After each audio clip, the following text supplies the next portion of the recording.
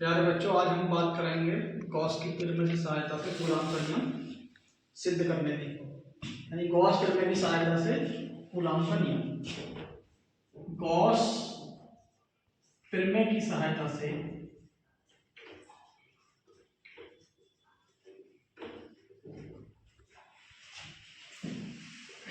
Coulomb का नियम, coulomb का नियम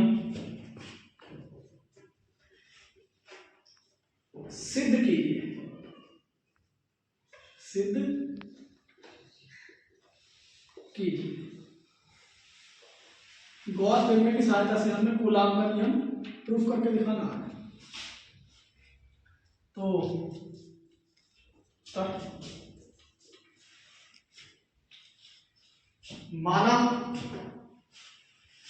माना एक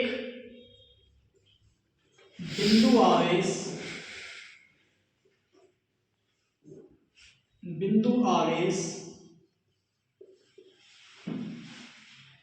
प्लस क्यू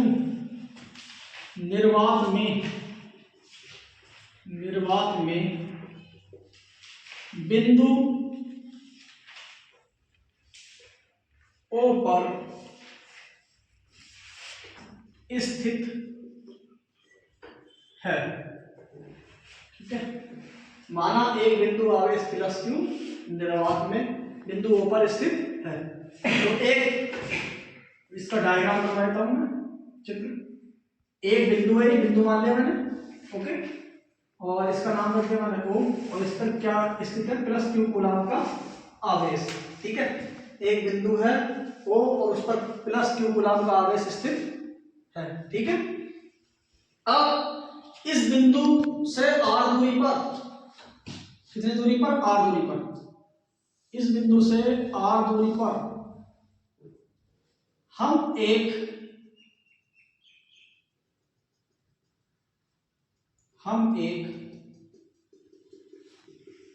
गॉसियन पृष्ठ की कल्पना करते हैं। किसकी? गॉसियन पृष्ठ की। कितनी दूरी पर? आर। बिंदु ओ से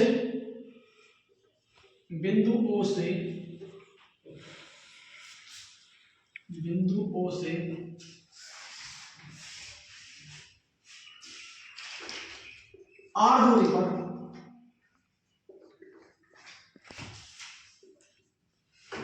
वैद्युत क्षेत्र की तीव्रता ज्ञात करने के लिए, वैद्युत क्षेत्र की तीव्रता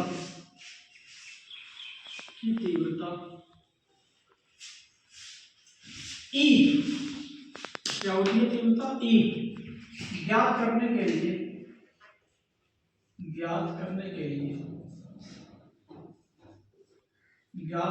लिए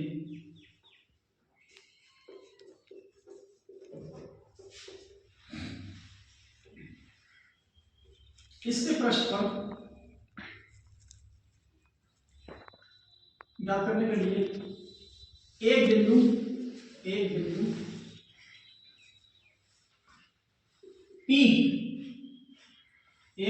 P के चारों ओर एक काल्पनिक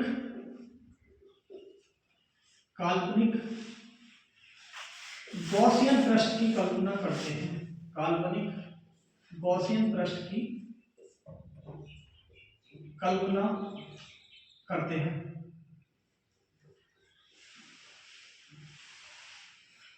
गॉसियन पृष्ठ की कल्पना करते हैं।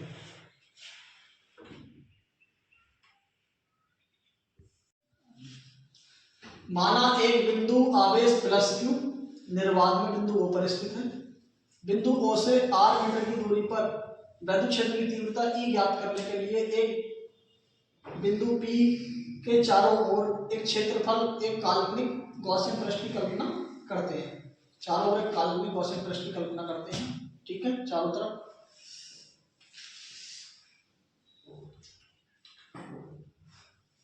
बिंदु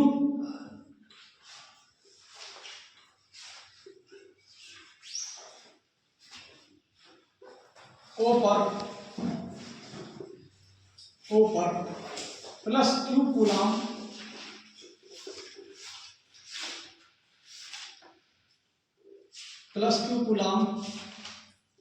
आवेश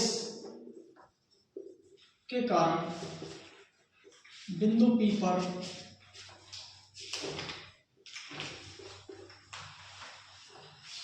वैद्युत क्षेत्र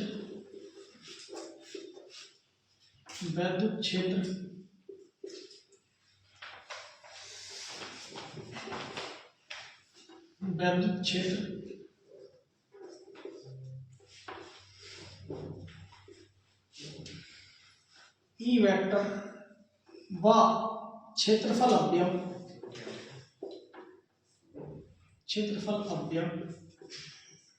dA वेक्टर दोनों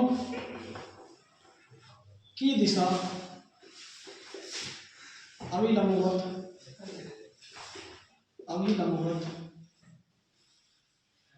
बाहर की ओर दिष्ट होगी। इनकी दिशा कैसी है? बाहर की ओर। अतः क्षेत्रफल अवयव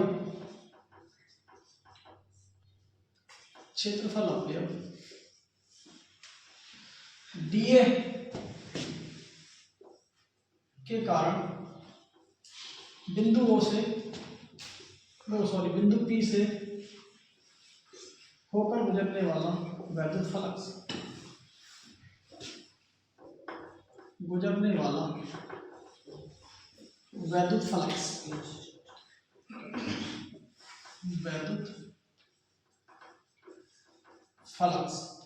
क्या होगा? वैद्युत फ्लक्स d phi E बराबर E vector dot dA vector, ये होगा। ठीक है, तो पहले यहाँ तक नोट कर लीजिए आप लोग।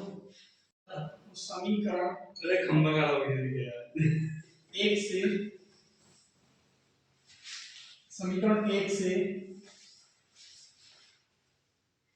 phi E का मान समीकरण 2 में रखने पर मान रख देंगे आप E इंटू में 4πr² equal to Q upon के एप्सिलॉन नॉट। E आप यहीं रोक लेंगे, ये गुणागी है संख्या, नीचे जाके उधर जाके अपॉन में हो जाएगी, बटेगी 1/4πr² इंटू Q बटे एप्सिलॉन नॉट।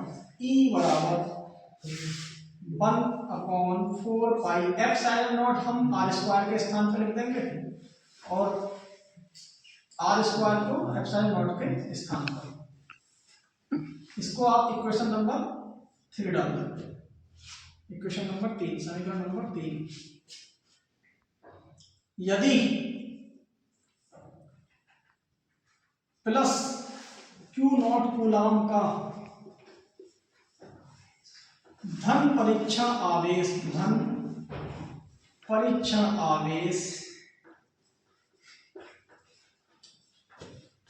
बिंदु P पर स्थित हो तो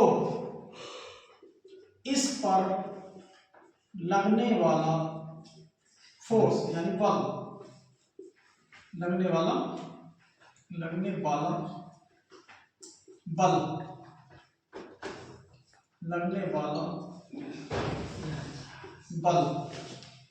क्या होगा? F बराबर Q0 E। Equation number 4, equation number क्या हो जाएगी? 4। अब E की वैल्यू यहां पे समीकरण 4 पे E के स्थान पर पुट अप कर देंगे। समीकरण 3 से E का मान समीकरण 4 में रखने पर, ठीक है। समीकरण 3 से ई की वैल्यू जो है क्या में रखेंगे हम, समीकरण 4 में। तब F equal to q naught into e की वैल्यू 1/4 पाई एप्सिलॉन नॉट और epsilon naught into q upon के आर स्क्वायर। अब इस क्यू नॉट को क्यू के पास ले जाइएगा, इसलिए F बराबर 1/4 pi epsilon not Q into Q not upon के आर स्क्वायर। यही आपका क्या होता है, कूलॉम का नियम। यही कूलॉम का